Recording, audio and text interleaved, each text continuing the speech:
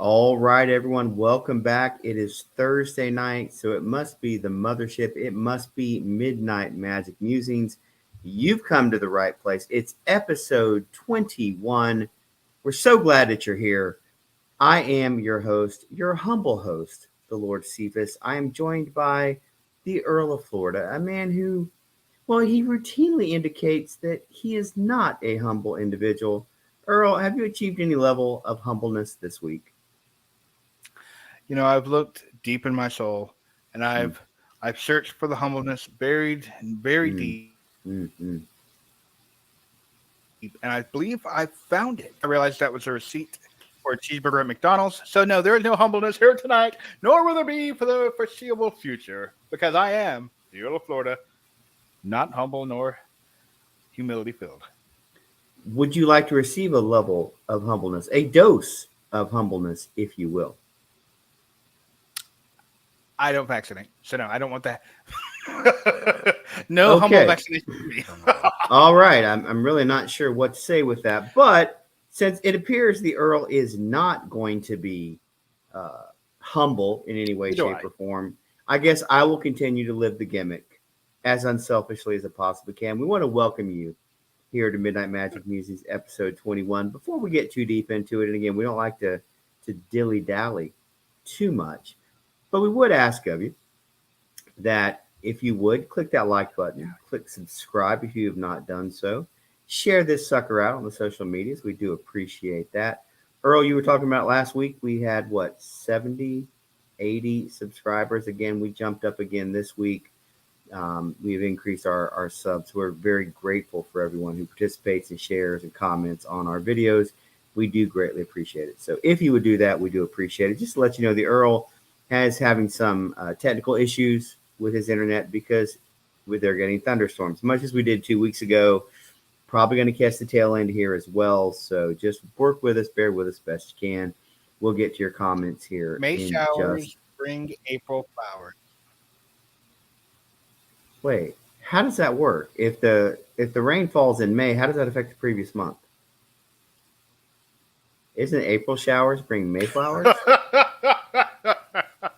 Look, it's been a long day. You know what I do for in my real day It's the job. future. We're looking into the future. Possible multiverse and timelines and paragons of virtue, For of which I am one. for those not aware, the Earl has tortured me all evening with discussions of multiverses. He knows how I feel about multiverses and that I believe that's lazy storytelling. And so he's going to come on the show and irritate me with it tonight. How unfortunate for me. But before we get into our main topic, we do have some guests who are joining us. Um, we have a hey out there. Hello, Alexandra. How are you? It's great to have you back for another week with us. Zoomy Go Zoom joins us. You are correct. The Earl is not humble. Um, well, better than my dad jokes. Now that I don't know about. That's debatable. You know, humor is in the eye of the beholder, but we're still putting them out there, and we appreciate everybody's comments who does follow them, like them, not like them, share them, irritate your friends, whatever it is you need to do. That's perfectly fine. We do appreciate it when you do share those things. All right, we have lost the Earl. That's not a big deal because we're going to go ahead and move on with our show. And our first main topic that we're going to talk about this week is Guardians of the Galaxy Volume 3. Now, the Earl and I had a lot of discussions over the last couple of weeks, kind of trying to figure out, where would Guardians of the Galaxy actually fall? Would it be a huge hit?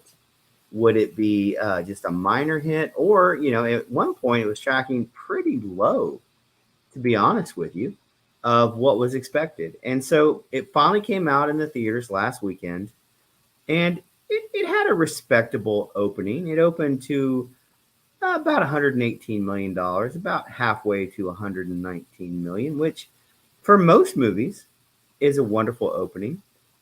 Unfortunately, for a Marvel movie, typically this is on the very low end. It did not hit Doctor Strange, Multiverse of Madness. It did not touch Thor, Love and Thunder. It came in just above Ant-Man and the Wasp, Quantumania. So while it was the number one movie last week, and it does deserve credit for that, it does deserve credit for making the money that it did, it's still not the massive haul that we became accustomed to for the last 10, to 14 years in the Marvel Cinematic Universe. And by no means am I ready to call this a failure in any way. Time will tell whether financially Guardians of the Galaxy will do well. Earl, we lost you there. Sorry about that. I know again you're having some issues with the weather. We just started talking about Guardians of the Galaxy, the numbers that it brought in last weekend, and basically we were saying that pretty much any movie that opens up with 118.5 million dollars is a massive success. The challenge is, and that was domestically. The challenge is when your budget's 225, 235 plus marketing, that number's pretty high. So, what were some of your thoughts of Guardians of the Galaxy Volume 3 and its opening this past weekend? Well, I would think that Guardians of the Galaxy 3, I mean, if you think about it, they didn't open too much more than what that movie that pains my heart to mention, Ant-Man 3. They weren't too much more than what Ant-Man 3 was. So, as we've discussed before, a lot of it depends on the second weekend, how much of a drop they have. If they have Mhm. a massive drop, like what we saw for some of the previous Marvel movies that have come out recently, then it's not going to go well for them continuing forward because they have a stacked deck in 2 weeks and Mhm. onward. So they have to make their money now. And that's something we're going to talk about as we So go I forward. think this Is week will determine if Guardians of the Galaxy 3 is a hit. it's going to be interesting because they have what 2 weeks you said 2.5 weeks where they don't have a lot of competition, and so now's the time to build up as much funding as they can because, like you said, there are a bunch of movies getting ready to come out, and we'll talk about those tonight a little bit as we go through. Again, number one movie in the country, can't take that away from, wouldn't want to. Now, that was the domestic numbers, 118 and a half. If you look internationally, they made about 220. So that's a total haul, what, about 300 and they're at 365 now is where they are. Yep. Which, again, Which go ahead. no, 365 in a week is a massive amount of. It's a massive number. But Mhm. again, so this week it's the 12th. So we have that.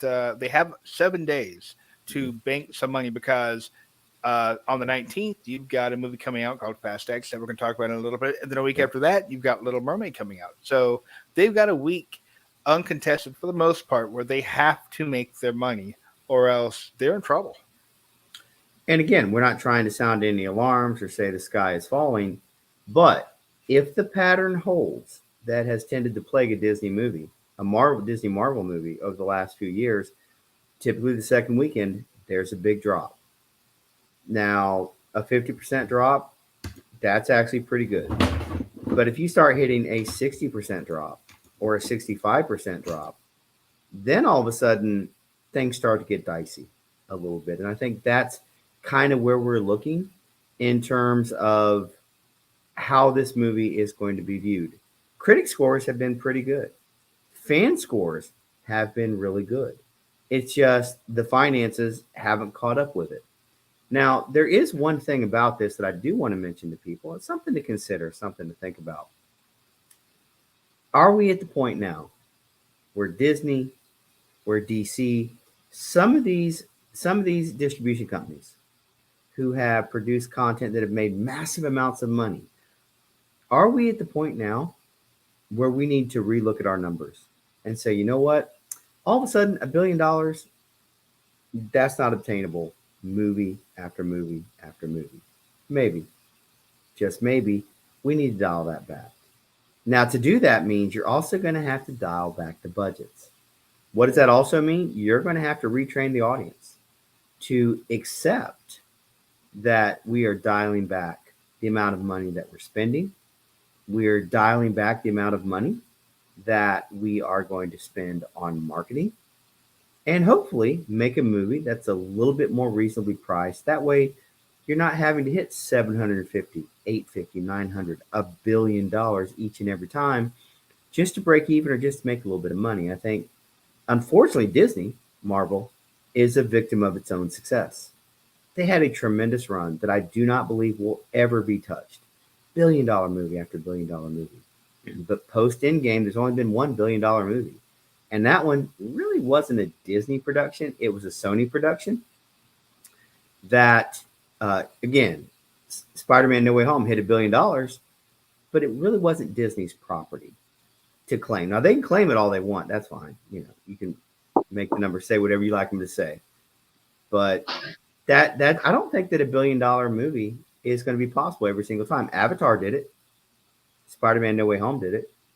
Top Gun Maverick did it. Super Mario Brothers has done it. Yeah. But not every movie that gets released. For every $1 billion movie, there are failures, underperformances, and some surprises, right? We had the Jesus Revolution, was quite a surprise. We had the Megan movie, which, you know, just scared the tar out of people. That was a big surprise. And then you have some movies that just break even or barely turn a profit. But in truth, that's not what these IPs are here for. They're to entertain the crowds and make massive amounts of money, both on the theaters, but also in merchandising. And so, Guardians of the Galaxy Volume 3,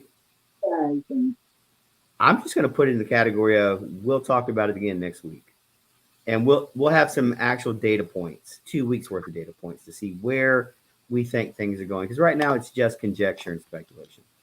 And perhaps we'll have a little different realm of reality where the Lord Cephas and the Earl of Florida will discuss their opinions as spoiler-free as possible of the movie at the beginning of next week. That's right. Lady Cephas and I will be seeing it this weekend. We have a date night scheduled. And so he really didn't need to do that on the live broadcast. In fact, yes, I did. No, actually, just never. No. Don't ever do that again, please. In my hearing or anyone else's, please. My dogs are in the room. So I'll give you as spoiler free as I can. We'll do a Realm of Reality next week while I'm out traveling for my day job. So again, it's interesting stuff. It's interesting to see the disconnect of really good fan score, decent critic score. It's not the highest one for a Marvel movie, but the money not necessarily translating. And what are the reasons? I don't think we have enough data points to know exactly, but I think there are some educated guesses we'll be able to make when we see where the numbers come in the end of the weekend. All right, Earl, this is special. This one's for you. I'm going to hand it off to the Earl because he has some information he wants to share. Now, he did an episode of what we call the Watcher Files here on our show, on our channel, which basically the Earl plays a trailer, watches it sometimes. Sometimes he just talks over the trailer while it plays in the bottom of the screen, and he gives his opinion and his outlook. You never know what you're going to get with the Earl. But you did one this week that I really, really enjoyed, and that was on Indiana Jones and the Dial of Destiny. And so I am going to hand it over to you for Indiana Jones 5, just because I didn't want to type all of that.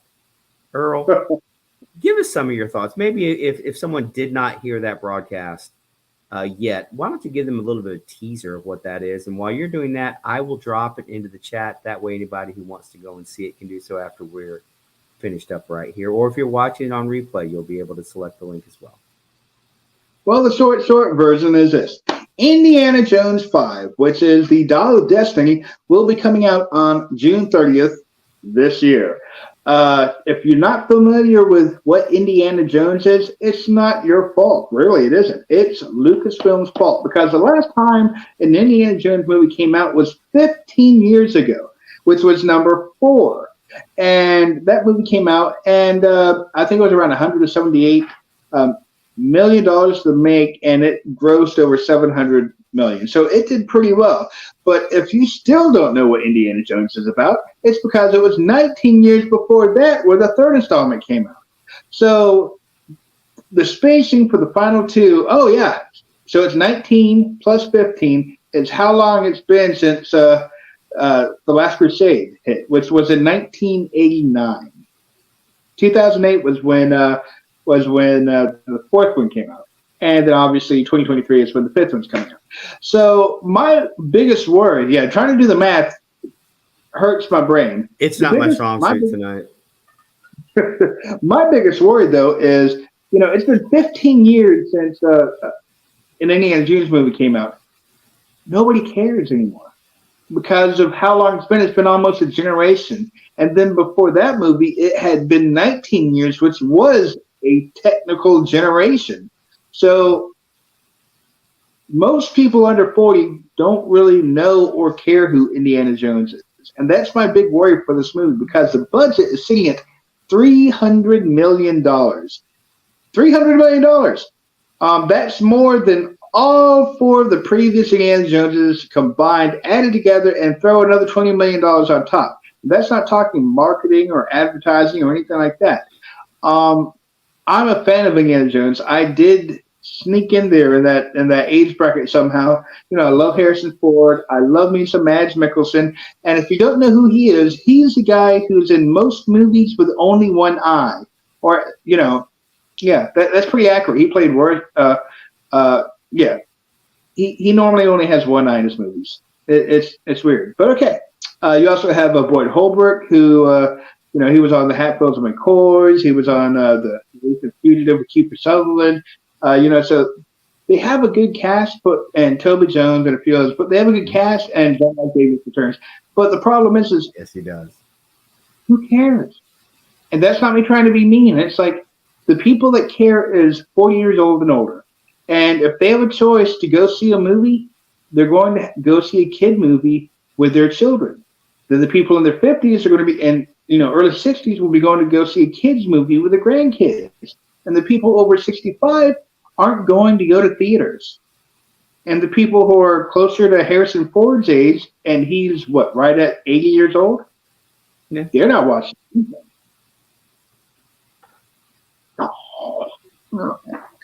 It just took a that's so harsh in so many ways. I wasn't ready for this level of vitriol that you just dropped on everybody. A channel that preaches positivity and encouraging and family friendly, and you're over here just eviscerating the entire franchise, basically making octogenarian jokes about people of our age, or maybe more specifically my age, who still like Indiana Jones. I will say a couple of things on the matter, though, now that you have just, you know, you carpet bombed everything, basically. It's like having, you know, it's like having a Y-wing, right, on a mission. You're just going to carpet bomb everything. Couple of thoughts. Number one, the trailer looks interesting. It just looks a little out of place. And it's still always about Nazis. Nazis. Listen, did we not see Nazis in what is it, Crisis? No, not Crisis. What was the one? Earth X. Earth X, yeah. Yes, which used them very, very well. So they can still be used very, very well. But this is kind of the thing that Indiana Jones grew into, especially coming out of The Last Crusade, which was just a wonderful movie. The Earl and I we wore that thing out on VHS because we're old and we know what VHS tapes were. Mm-hmm. Yeah. Saw that plenty of times and loved it. Sean Connery, John Rhys-Davies, loved it all. But coming off Crystal Skull, that doesn't exist. We move on, pretend there's no Shia LaBeouf. That didn't happen. So now here we are in movie number 5. We're bringing it the trilogy because I just pretend 4 didn't happen to a close. Quintology. Okay, we're bringing that to a close, and it just looks. I don't know the way to say it. It just looks out of place. I like it, but seeing Indiana Jones try to ride a horse to outrun a train in 2023. It looks out of place. Now, if you had set this period in a Western in the 1880s, let's say, I don't know, 1883, maybe we talk about that year for some reason, and you had a horse running down a railroad track and the train was following it, that would make some sense because of the time in which it's in.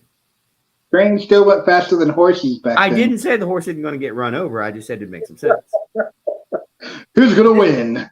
Yeah, this one, I think we know how this turns out.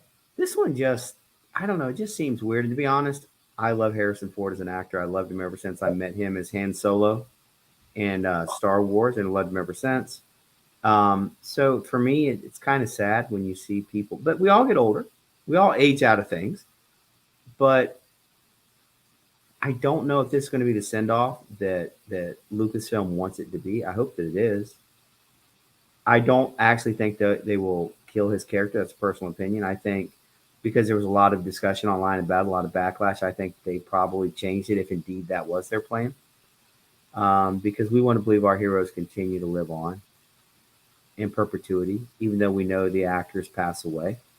So I don't think Well, that happened, but I think it has a problem that Guardians is about to run into, which is you got a lot of movies all around it, and you're pulling against all sides to see which ones are going to make it.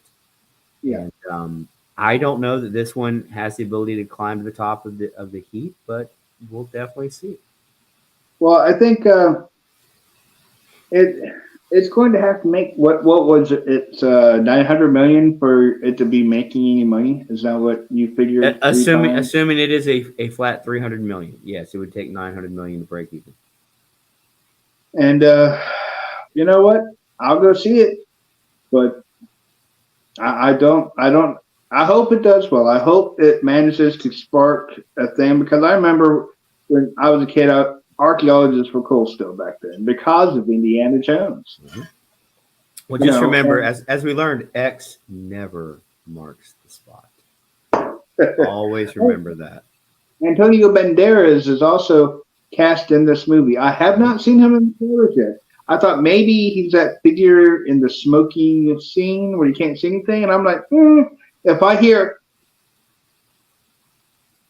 I am Puss in Boots, then That would be the greatest crossover ever. By the way, our friend at Curious Entertainment has just set out his edict. Quote: "Kill him."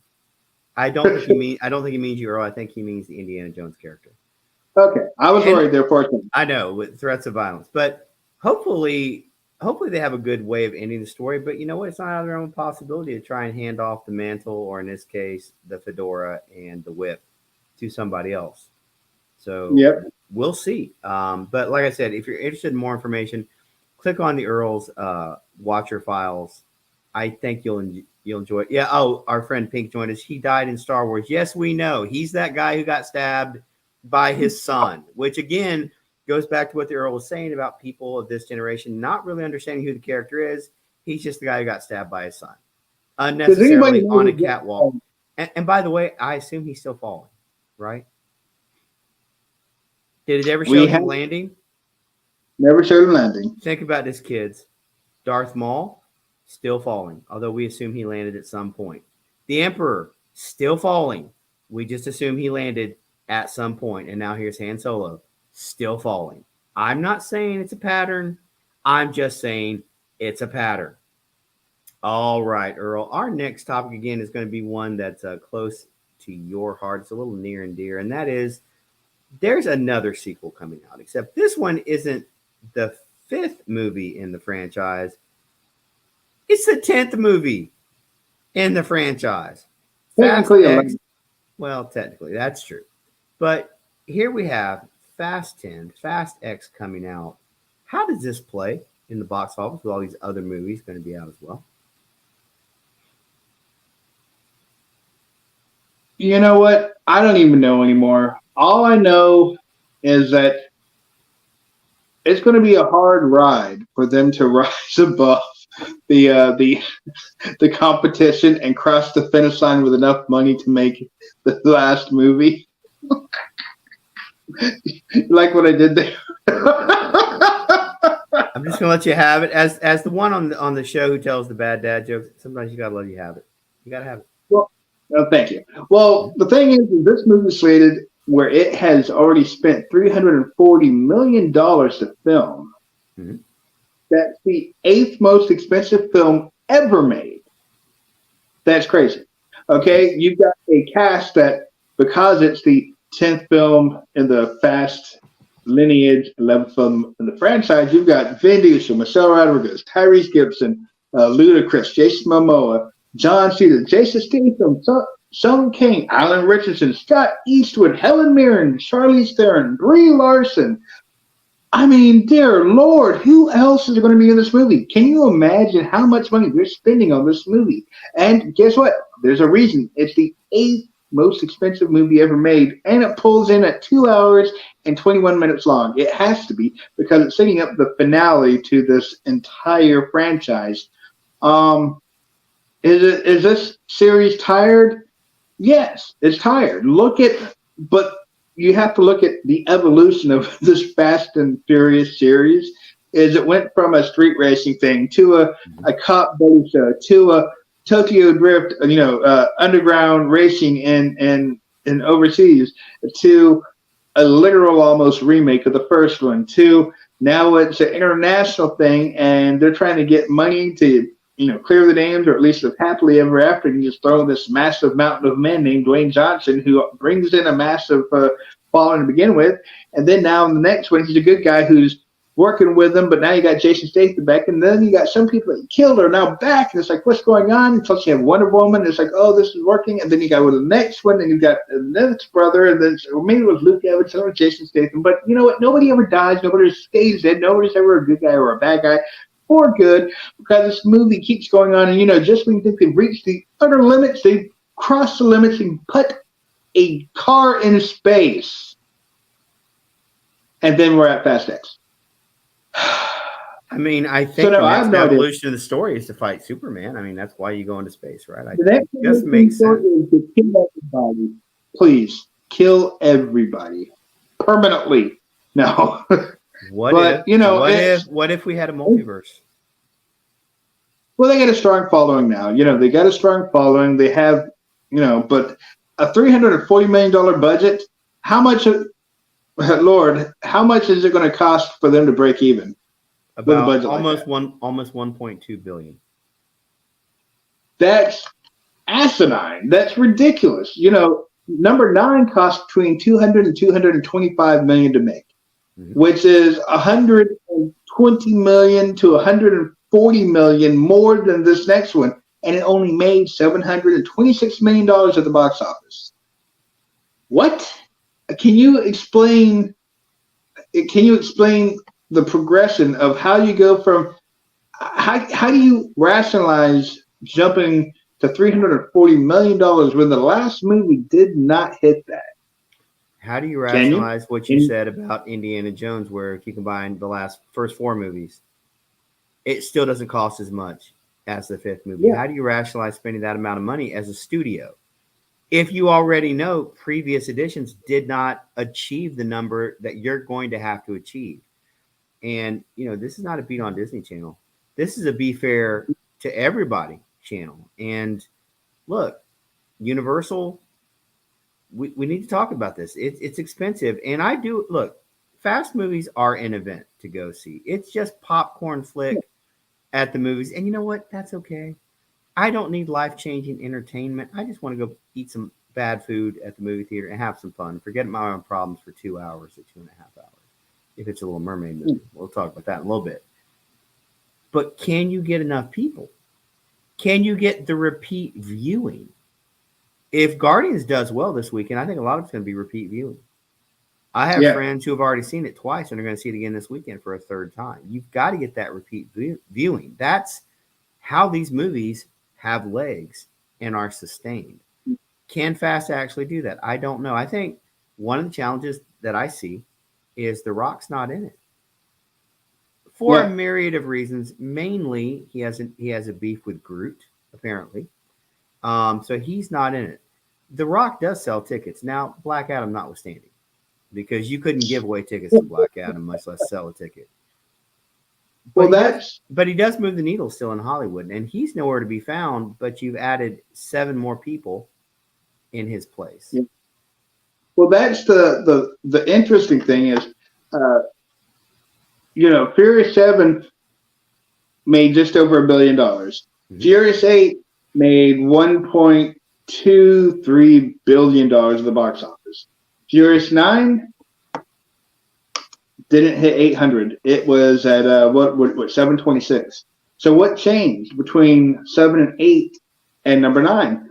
The answer is the inclusion of an Invisible Man, and Dwayne "The Rock" Johnson was not in 9. Does he have that much of a pull or draw? $400 million worth? So he was added in what? Fast 5? Yep, he was in 5, 6, 7, and 8. And that's 7 4 and 8 movies. Go ahead.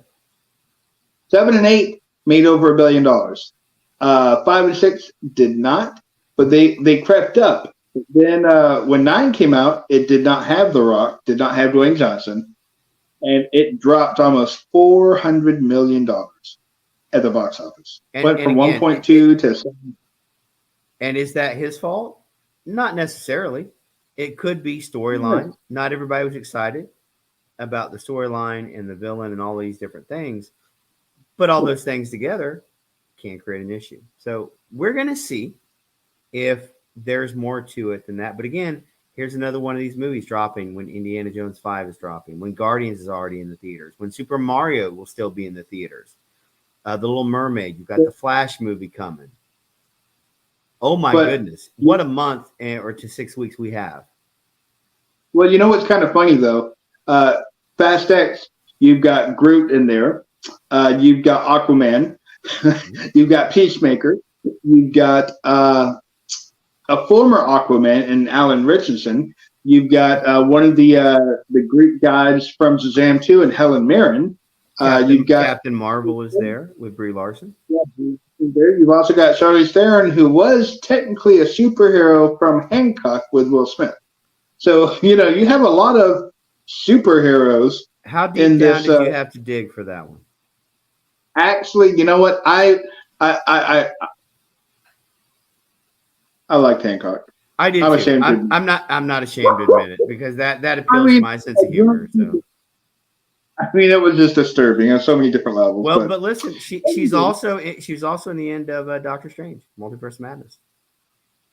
Yeah, with you know what? There is that. So we'll go with that one. That one works much better. And when she eventually marries him in the Marvel Cinematic Universe, can't wait for that to happen. All right, Earl, we've got our next topic here. If you're ready to change gears. And that is the Flash movie. More information coming out over the last week. We're going to term it the Flash, the DCEU a little bit. Because, again, it's the Ezra Miller thing. It's very interesting to see how this is being treated versus, say, the Jonathan Majors issues as he's portrayed Kang in the Marvel Cinematic Universe. Now, I'll anticipate at some point they're going to recast Kang. I believe they'll create variants that look totally different. And that'll be fine because they'll explain it in a way that nobody will understand, but everybody will be like, well, there wasn't much else she could do. But the Flash is going full bore. And Earl, from the comments we hear from people, is I heard one director say it's the best movie they've ever seen. Be that as it may, no disrespect to that particular individual. But the Godfather Gun. The Godfather Gun universe, as the Earl quoted that and coined that many months ago. You know what I see when I see the trailers, Earl? I see a lot of Michael Keaton, whom I dearly love. I loved him. Yeah. I see some Supergirl. Sasha Kelly. I see variants of the Flash. You know who I don't see much screen time of? Maybe 10 seconds. 15 seconds tops, and that's Ezra Miller. So, Earl, I just want to ask you, as we're leading up to the release of this movie, smart marketing by kind of de-emphasizing him in the trailers? I think they're still playing some PR there, and I think it's probably a wise decision because we don't know which direction they're going to go with casting or recasting. We're pretty sure that they're going to end up using this as an opportunity to kind of have a little soft reset reboot. But Michael Keaton as Batman is a big draw for the older generation, and he has a lot of fans even to this day with all the things he's done. American Assassin, I loved him in that. As the Vulture, Tombs, he was great. As a Spider-Man villain, and so I'm really looking forward to Michael Keaton as Batman. Plus, some of the lines that they use from the trailer are direct lines from his Batman ones, like "Let's go nuts" or the Joker. I like that. But you also get more Ben Affleck than you do Ezra Miller and Sasha Calais. I'm really curious to see how they do her role. But they even emphasize Zod, Michael Shannon, Mhm. much more than they do Ezra Miller specifically. And I think it's interesting and it's somewhat telling that they're focusing the direction toward those other characters. Well, Curious Entertainment weighs in the chat and said, "Boo on the Flash, no Miller." So Curious, not a fan of the Flash, at least the Ezra Miller version of it. I think if you're going to make this movie and you're hanging everything on this to reboot the entirety of the DCEU, then release the movie the way it is. But I'm not saying it's going to be a big financial hit necessarily. Pink, you're thinking Yeah. exactly what I was thinking. Thank you. Pink said, give Pink Grant, as in Grant Gustin, who is the star of the Flash TV series on the CW. We'll talk about that Hugh Grant? here. What? Hugh Grant? He's too old. Not Hugh Grant. Grant Gustin. You know, the guy who was on Glee at one point. That Grant. No, I thought we were talking about Hugh Grant for a second. I was like, be different. Literally, Hugh Grant is like 60 years old. I don't see how you would even make that mistake. He's funny. He's witty. He has an accent, and everybody loves a good accent. I know that I certainly do. But to Yep. Pink's point, let's talk a little bit about the Flash TV series. It's winding down. We just previewed episode 10. So that series will be ending here in the next month. It'll be winding down. Oliver Queen made an appearance. That's not a spoiler because that was all over the advertising everywhere that he's coming back as the Spectre in episode number 9. So it was cool to see him back. I love seeing Stephen Amell on screen with Grant Gustin. I think they make a tremendous pair. Pink said, "Who is Hugh Grant?" That one you may need to Google. Actor, British, got in a little bit of trouble. Had to go do a Robert Downey Jr. type penance situation. Except RDJ came back as Tony Stark. Hugh Grant never really found his way back to the levels of popularity that he once enjoyed.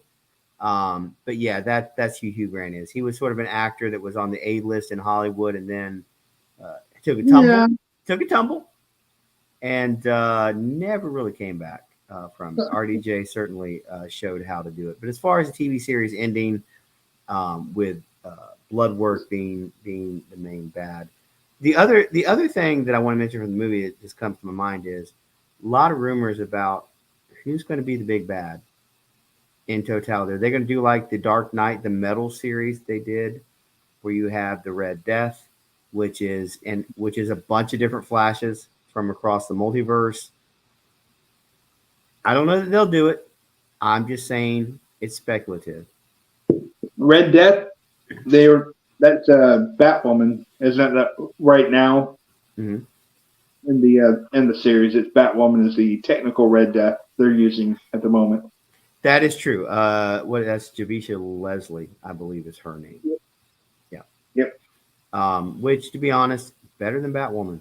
That was tough, man. That was really tough. All right. Well, we beat on the Flash enough, and Earl, anybody's listened to it for long know I do love the Flash TV series. So I will watch the finale, and we'll talk a little bit about that as we get a little bit closer to it. All right, Earl. We've got a special one. This is a little bit outside of my scope, but we're going to stretch ourselves here. We're going to talk about The Little Mermaid. That's right. Under the sea. Ladies and gentlemen, we're going under the sea. I love that song. In fact, this past weekend, Lady Cephas and I had the girls at their cheer competition at Disney, and we rode that ride on Monday evening. Absolutely adore The Little Mermaid animatronics and the ride very, very much. But in a couple of weeks, we've got a live action coming out. Now, you've got to remember, this is not the first live action Disney has done, remake of an animated classic. We have Beauty and the Beast. We have The Lion. Are you having trouble there? Yeah, we're counting them all. Oh, you have The Lion King. You have Aladdin was one of the remakes of an animated classic as well. And now you're going to add Little Mermaid in there. Now there's The Jungle Book. The Jungle Book. the newest Wendy and Peter Pan one that just dropped on Disney Plus like a week ago that nobody's seen. It's got like a 13% critic rating, and That might be overselling yeah, it. My littlest one saw some of it, even she turned it off, and she loves Peter Pan. So that's kind of an anecdotal, maybe not. yeah, that's But not that's we have the Little Mermaid coming out. Haley Berry. I'm going to say Halle Berry at some point on this. Just give me grace on it because I'm old and can't help myself. That Haley Berry is going to be the star of it. And, you have the reviews that have started to come out. There's always we love it. It's the greatest thing ever. I set those aside because there's just some outlets, that's just what they say to everything. But I try to find somewhere in the middle ground. And I think what's interesting is the middle ground says it's pretty good. It's a little disjointed, but it's pretty good. And I read some of those comments. I thought to myself, I think that's the state of entertainment anyway. That's not an insult to The Little Mermaid. I think a lot of writers have trouble telling cohesive stories. It's not as easy. Now, we can sit here and spitball ideas and make it sound the greatest thing ever. It's another thing to take it on set and actually make it happen. I still think The Little Mermaid could be a massive hit if the moms take their little girls to see this movie so they'll appreciate what they saw in the, what was it, 91 is when the original Little Mermaid, the animated feature, come out. Yeah. Melissa McCarthy was cast as Ursula. I understand she just literally eats up the screen every time she's on it. It's going to be interesting to see. You have people who aren't happy because the Little Mermaid has changed in terms of skin tone. Okay, if that's your biggest complaint, then that's who you are. I'm just looking at saying, is the movie any good? The soundtrack's going to be killing. It's going to be good. And iTunes is going to sell a whole lot of downloads from that. So it's going to be interesting to see. This is one of those times, again, Disney's going to be on the clock. Here's a movie that's an adaptation, but it doesn't have the overwhelming positivity that maybe Aladdin had or The Lion King had. So how this performs in movie theaters is going to be interesting. Now, it's not tracking for a Guardians type opening. It will probably be less than that, probably somewhere in the $70 to $90 million. So based on the budget that it actually has, Earl, what is your early prognostication for The Little Mermaid?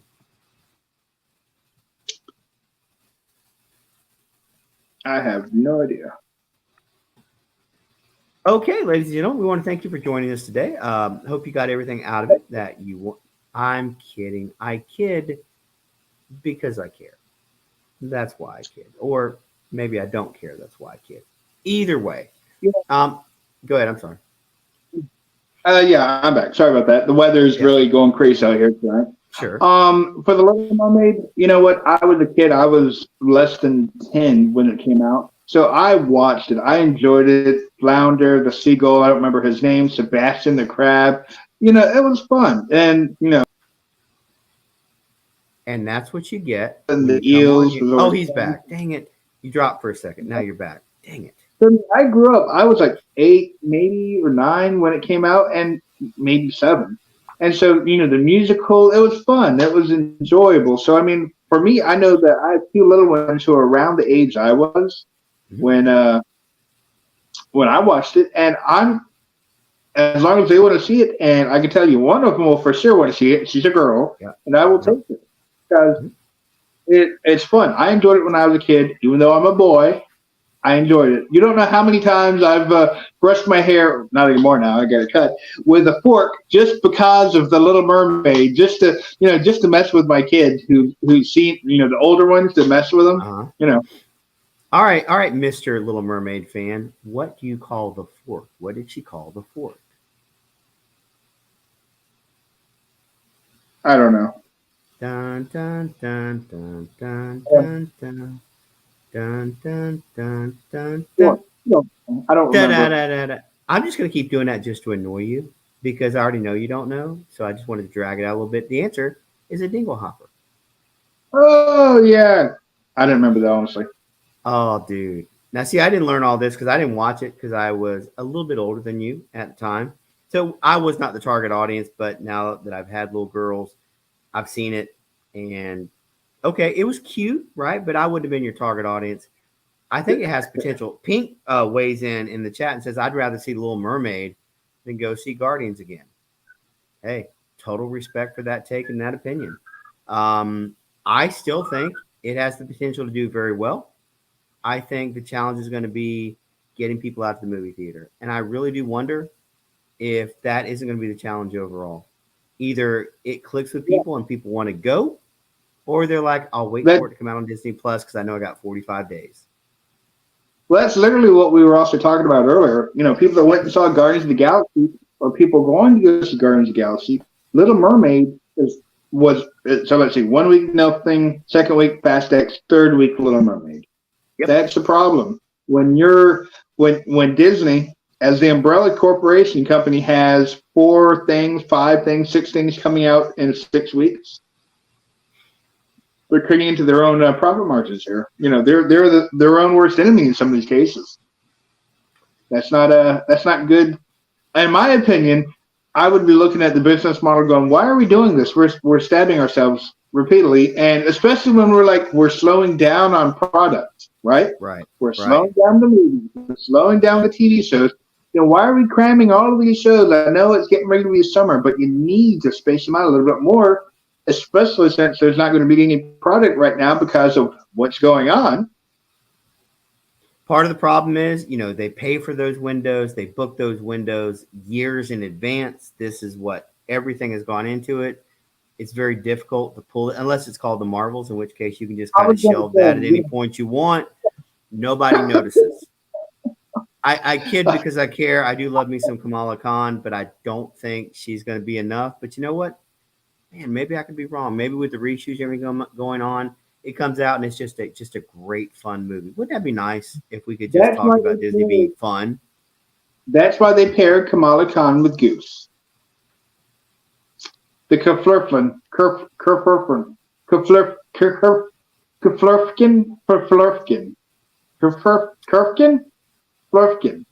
What the heck was it called? Is there any chance? Is there any chance that Kamala Khan gets her eyes taken out? I don't think so. Goose, the cat, no, the alien, Flurf. It's a flurkin. For the love, it's a flurkin. I don't know why you're trying to turn it into some German import car. It's just a flurkin. You could have said that 60 seconds ago, right? I know, but I love watching you twisting in the wind. It was a thing of beauty. I enjoyed that. That actually might be as a short before it's all said and done. All right. Well, we'll talk a little bit more about The Little Mermaid as we go. It's what I do. We'll talk a little bit more about The Little Mermaid as we get closer to it. Earl, we have one more main topic before we go into our overtime session here at the end of the show, and that is Super Mario Brothers. Now, there was a show in the late 80s called Street Hawk. It didn't last a long time. It only lasted one season. It was a mid-year replacement. But the tagline was, "The Man, the Machine." Super Mario Brothers is both the man, the woman, and the machine because they continue to dominate. Over $1.1 billion globally at the box office. You want to know how big a deal it was? Earl, let me tell you how big a deal it was. Yesterday, Disney had their earnings call, and Bob Iger addressed Super Mario Brothers in his opening comments, congratulating them on doing such a wonderful job and talking about this is a reminder to us about how much entertainment can impact people. And I'm like, he's saying the right things. Yeah. Oh, dude, they're just down the road from Disney. They're absolutely in Disney sites and vice versa. Yeah. But Super Mario Brothers continues to defy the odds. Look, if you go, and I did this, I went and looked at the scores just briefly. It depends. If you like IMDb, it's only like a 73. Rotten Tomatoes has a 59% score. Metacritic has a 46% score. And yet this movie's closing on $1.2 billion. And I've heard people say, it doesn't make sense. I don't get it. Then you never played the game. Because if you played the game, it makes perfect sense. It's a pretty good adaptation of a silly game about plumbers who fight a big dragon and his armies. Literally, that's all you need to know. Oh, there's a princess to save, and there's a mushroom kingdom. There you go. I have given you all the groundwork that you need. Well, go ahead. I think there's also two things left, and we saw this once before earlier this year. Well, the end of the last year, earlier this year. What other cartoon, not done by Disney, banked massive money? Do you remember what it was? Ooh, can I answer this one? Can I answer, Dad? Puss in Boots? Exactly. Now, I have another one, too. I have another one. Okay. Minions, The Rise of Gru. Now, what did these have in common? Other than not being Disney properties? They both filmed their movies at about $100 million budgets. Roughly. 100 to about 120, depending. Yeah. Now, what else did all three of them have in common? Look at when they were released. Look at what they were competing against. They were freely competing against nobody in their genre. Puss in Boots murdered it at the theaters. Why? Because there was no competition. Look at Super Mario Brothers. It came out a couple of weeks ago. What other kid-friendly, family-friendly film is out right now? Nothing.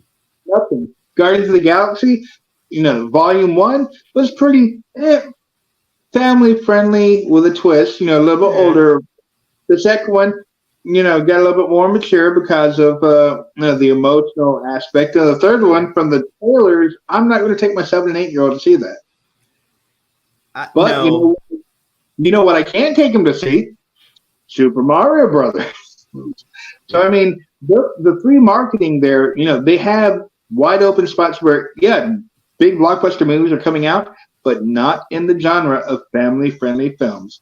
You know what's coming out 2 weeks after Little Mermaid? 2 cartoons in theaters. And what comes out the week after? Another cartoon. Why? What's going on? What comes out a week after that? A Disney-produced cartoon. Would that be The Elementals? Yes. Why are we doing this? Why, Disney? Why are you cutting your own throat? Well, that's a visual I don't think any of us are ready for. The Elementals is going to be an interesting case study because when you see the success, you get judged by the prior success. And it's not fair if you're not the one who tasted that success. Yep. But it's the way the world works. Oh, well, it's not as good as that.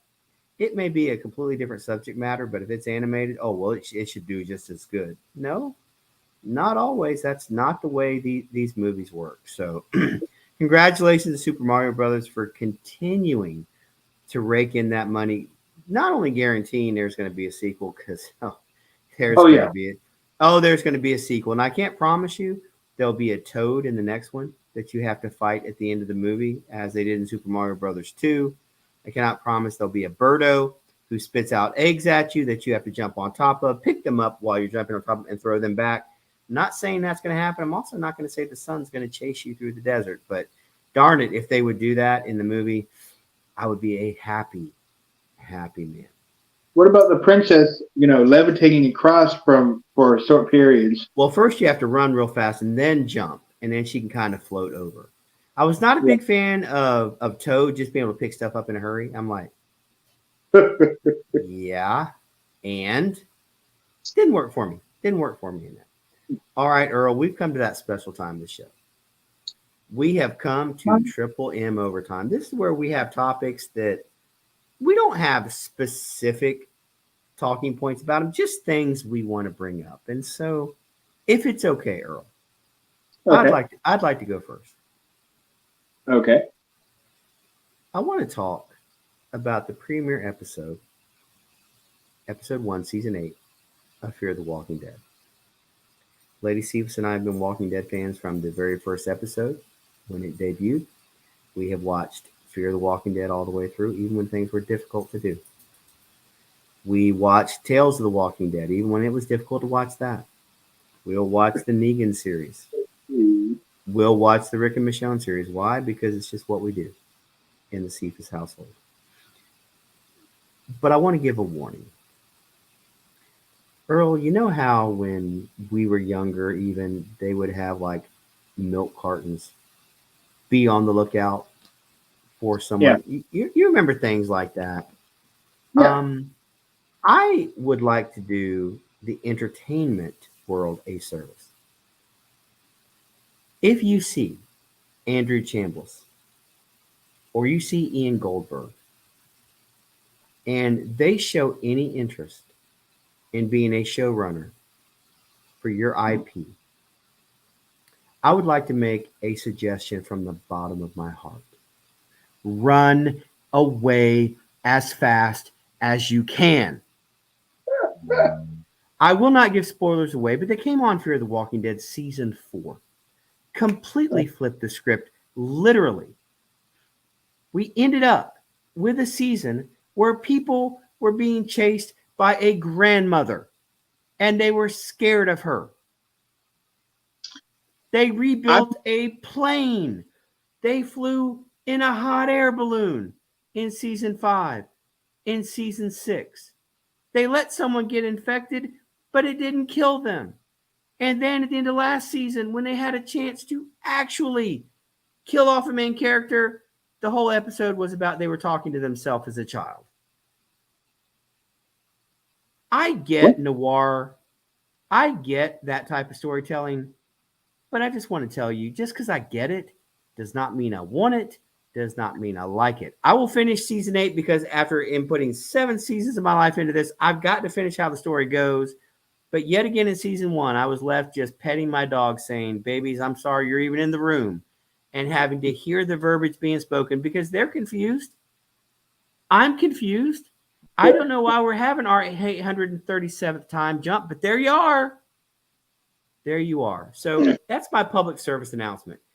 If by some chance you see Andrew Chambliss or Ian Goldberg and they want to be a part of your franchise, lock the door, close the blinds, don't answer the doorbell, pretend you're not home. Had to get that off my chest. Earl, I turn it over to you. I don't know what to say after that. I mean, I am shocked and appalled that this is the sort of thing that I would do. You just made me. I'm so proud of you right now. Thank you. I try. I could. I left off in season 4 with 2 episodes left. You know, hoping that the giant alligator would reappear and eat everybody.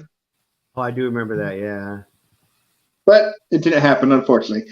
No, so I'm actually there's a few movies that come out this month. One is it's a romantic movie. It's not something we normally talk about, but it's called Love Again. It has an interesting. I watched the trailer, and I might end up doing a watch a file on it.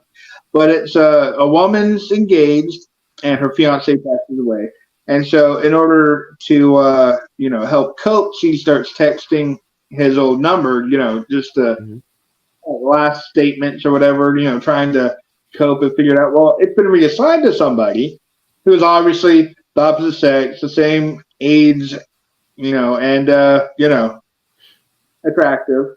So, it goes.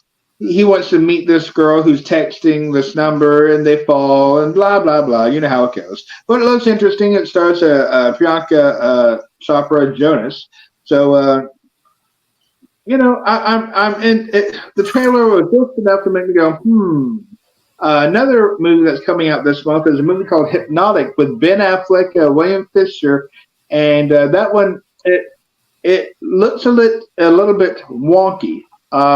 It almost looks like a normal movie, but then the bank robber ends up having some form of either telepathic abilities or able to hypnotize people immediately to, control. So it's a little, I'm not sure if it's sci-fi or if it's what it is. It's just an odd one out there. So, but I'm thinking about checking that out. Now, the last one I'm going to mention, Netflix drops tomorrow. It's Jennifer Lopez as the mother. And that's the title of the movie, The Mother. And I find it amusing that it's coming out with Mother's Day this weekend. Yep. So I would say go visit your mother, bring her flowers, sit down, watch Netflix, enjoy this movie where the mother kills everybody in the protection of her child. Um, that's what I like to do when I bond with my mother and watch potential psychopaths kill everybody else in the protection of their young. Look at me. This is why I'm turned out the way I am. Love you, Mom. So, a couple of things to hopefully save us from getting our YouTube channel canceled. First of all, I will quote from a series from the early 90s on Fox when it was just a fledgling network called In Living Color. I will quote some of the lyrics. It was, brothers, grab your girls, tell them that you love them, because that's how we're living when we're in living color. If your mom's still alive, tell her that you love her. It is a good time to do that. You never know how many years that you get.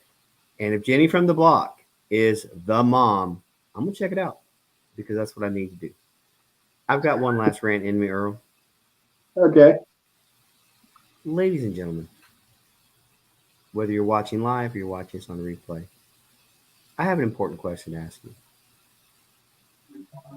I've gone back and I've begun watching G.I. Joe, the animated series from the 1980s. Now, that was my thing when I was a little boy, G.I. Joe, Transformers, wrestling, right? I have to ask you a serious question. How did G.I. Joe ever win a battle? They are literally the most incompetent fighting force I have ever seen. I may have to do a video on this and just lay out time after time after time. Listen, Cobra should have won 90% of the episodes. I think they did win 90% of the episodes. But yet G.I. Joe found a way to go over, found a way to win. The writers booked it that way. Literally, they couldn't shoot straight. They were literally stormtrooper style shooting. Cobra could at least hit something. The only things G.I. Joe could fire and hit with were Sky Strikers, firing missiles. And those were heat seeking. But with the laser rifle, nope, not hitting anything.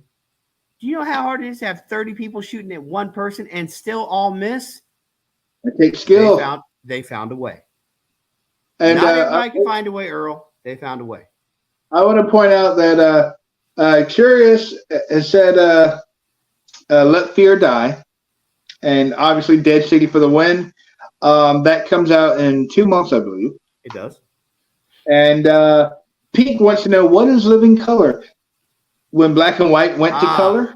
Okay, that's a fair question. In Living Color was a comedy sketch series in the late 80s, early 90s on Fox. Before Fox became one of the big four, they were just sort of out there on their own. They had shows you will never have heard of, like the Tracy Ullman Show. Parker Lewis Can't Lose. They did 21 Jump Street, where we had a young Johnny Depp who would have his first real success post Nightmare on Elm Street, being the boy who was killed in the waterbed. Before I was born. Right. They had Married with Children, which was one of their bigger hits. Oh, there's that thing oh, that's right. The Simpsons were one of them. They also had Alien Nation.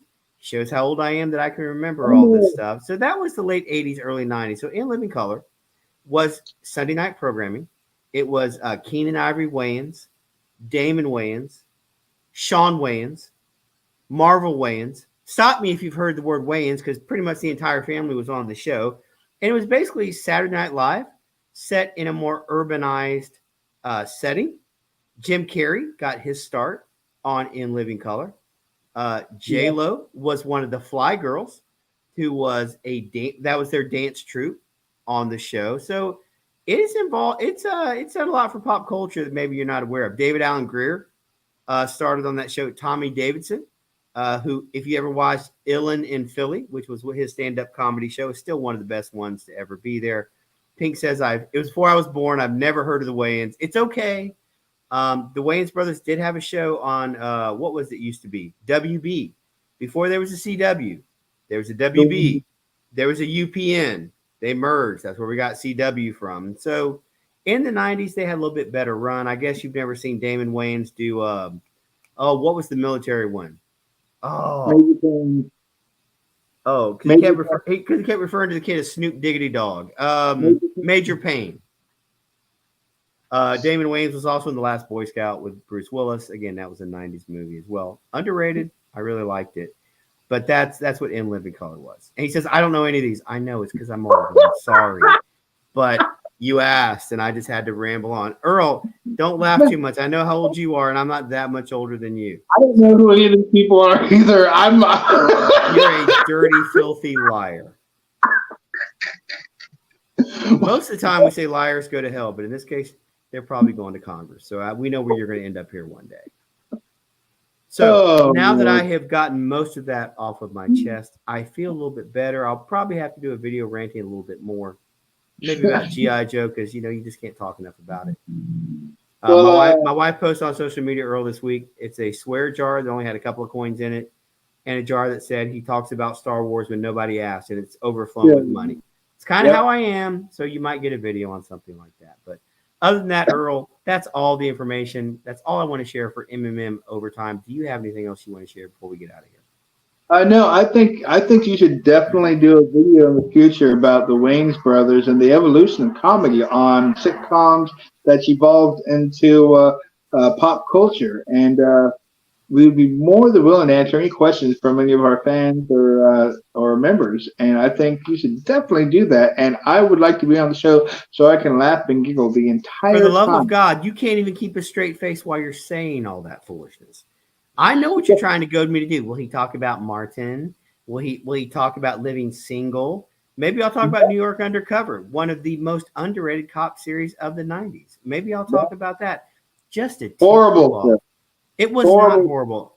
Malik Yoba was a tremendous star. What? You know what else is bad? Dun dun. Oh, now we're gonna hate on Law and Order because Dick Wolf also wrote New York Undercover. Okay. You know what? The more you talk, the more I see the kind of person you are. Dun, dun. And that's one. Don't make me count to two, because at that point I black out and we don't know what's going to happen. Just telling you now. Dun, dun. All right, that's it, ladies and gentlemen. Thank you so much. I don't know, Pink, what is happening. We've just gone off the rails. It's over an hour. Now we're just like, you know what? You want some? Come get some. This is literally, we started doing this because before we were airing these on YouTube, this is quite literally how our conversations went at about this time frame at night. And so we're just sharing our manic madness, our midnight madness musings with you. And we try to pretty it up as much as we can, but you know what? When we're just talking amongst ourselves, you can't really can't really pretty it up. All right. On behalf of the Earl of Florida, who has taken us just completely off the rails, I am Lord Cephas, but your humble host. We will be back next week, probably not live, because I'm traveling for work and I'll actually be in the air flying on the way home on our normal time. But we will have a Midnight Magic Music show next week. Lord Cephas is he needs his beauty sleep. These late hours are really affecting his beauty, and we want to make sure he can stay pretty for the camera, so he needs to take a night off now. That's not even true. You lie to the people. You are a liar. I am not. It all depends from a certain point of view. From my perspective. How do you know the Earl of Florida is lying? I mean, assuming you can't see that his pants are actually on fire, the simple answer is if his lips are moving, he's probably lying. And with that, I can lie without moving my lips. I'm not putting my hand that far up your shirt, Junior. We can just stop right there. All right. For the Earl of Florida, I'm Lord Cephas. We're going to get out of here before we get in any more trouble. Thank you for listening. Like, subscribe, share this thing out. If you're watching on replay, we appreciate you doing that. If you were here live, we appreciate it as well. We had fun with you. Have a great week, everybody. We will see you back here next week. So long. Till next time.